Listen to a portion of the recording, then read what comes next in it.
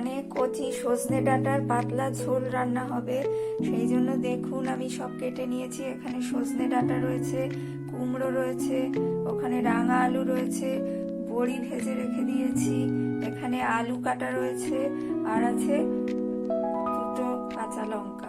এইবার আমি তেলে 5 ফোড়ন দেব।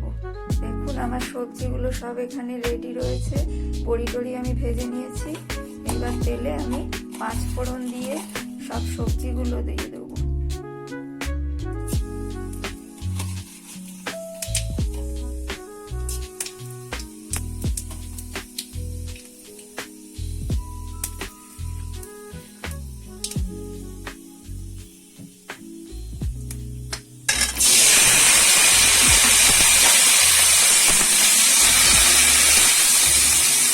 এইবার নুন, মিষ্টি, হলুদ দিয়ে নাড়াচাড়া করে জল দিয়ে ঢাকা চাপা দিয়ে রান্না করে নেব।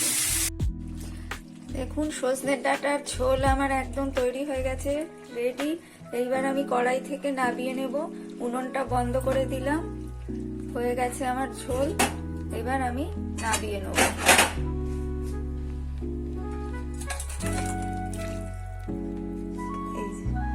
এই হচ্ছে আমার সজনে ডাঁটার ঝোলের বড়ি দিয়ে আলু দিয়ে